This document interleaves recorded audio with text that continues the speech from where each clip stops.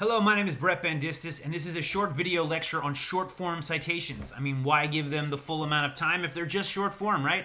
Here's the key thing with short form citations, which are they need love too. They are the most important citation form you're going to get into.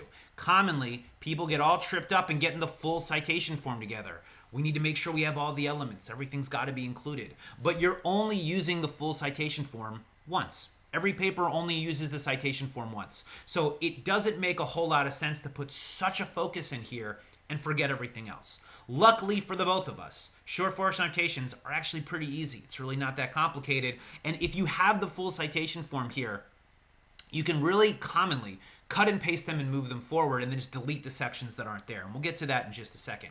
The number one thing I want to point out when it comes to short form citations is there is a propensity amongst people, and I get it, to write everything first and then cite everything second. Please, oh my God, please don't do this, okay? The reason why you shouldn't do this is because writing is very hard. Writing is difficult. It often feels like a boxing match by the time that you're done. And the last thing you want to do when you're done writing is do these tedious Bluebook citations. What you're going to find is that normally your rule sections will be written and then you're going to be editing things as you move forward. So if you just get them right the first time, you're totally fine. One key trick I want to do is if you get all three citation forms together and you write them, again, all you have to do is cut and paste them and put them there and fandangle them a little bit, but it allows you to kind of move everything forward, right? So you've got the full citation form here. We know what it is. That's always going to be the way it is. And if you're going to cite something, having this in a separate document while you're writing is really important.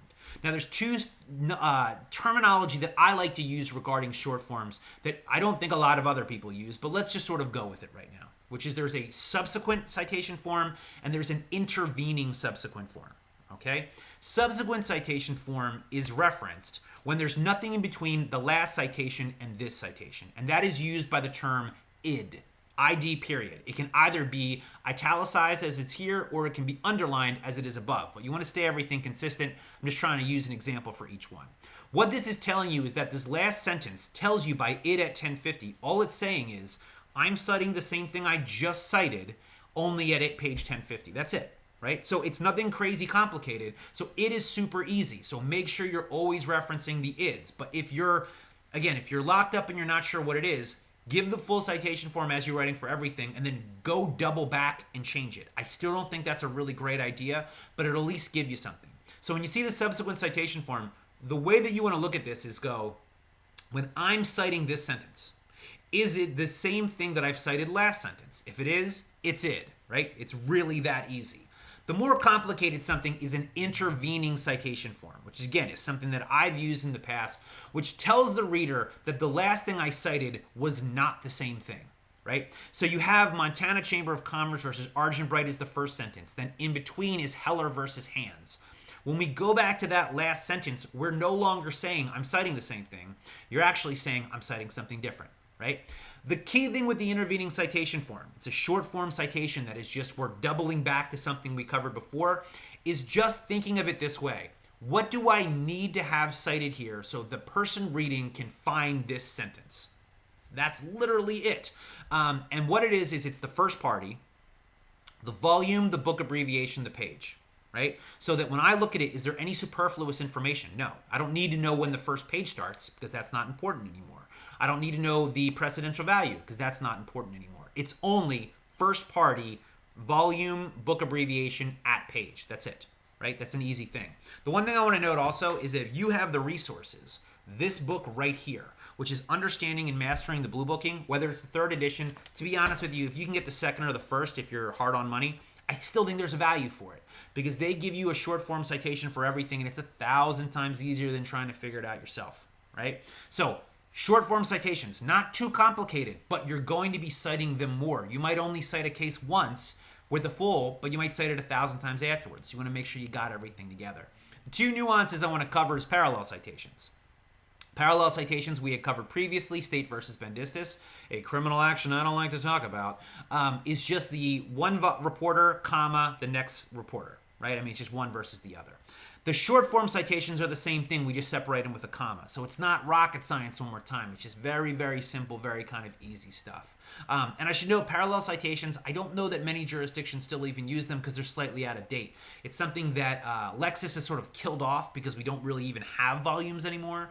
But if you've got a jurisdiction that uses it, you got to use it. The most common thing you're going to be using is unreported case law. Here you've got a case where it is, again, first party, that's it. Donaldson, let's say. That full Lexis citation, and I've covered this in a last lecture where it's 2010, Delaware Chance, Lexis 2001. There is a propensity to want to edit that, right? To just put Lexis 2001. But noting the fact that that's how Lexis references your case. If there's Westlaw, it's like it will be 2010 WL and then like a long number, right? If you edit that out, the reader can no longer find where that case is. So you need to make sure that that is never edited, it's never changed. Finally, there is a comma, at, and a page, and the page number has an asterisk because the page number is commonly either developed from Lexis or moved from something else, right? So when we're looking at this here, the short form citations need your attention. They need to make sure they're there, but they're not that complicated. So just noting the fact whenever you're sentencing, when you're citing something, and again, every sentence in your rule has to be cited. As you're writing it, think to yourself, what is the last citation? If it's the same, it's it. You've lucked out. It's super easy, right? If it's an intervening citation where it's something different, you just have to think to yourself, what do I need to include here to make sure somebody knows what it is? Which is the first party, volume, book, and then page, right? The only key nuance I want to bring up the intervening citation form is if we have a criminal action, and let's say we've got State versus Bendistis, State versus Donaldson, State versus Jones, right? And we're citing this entire criminal brief. The short form citation isn't state, state, state, state, state, because that would be ridiculous, so we wouldn't be able to see anything. Criminal cases only use the last person's name. So you note here in the middle, it's Bendistis. And the reason why it's not state is because the short form wants to make sure that, again, we're only including what is actually necessary to find what the authority is, and that's why that's there. So again, nothing too complicated, kind of easy, right? Let's hope.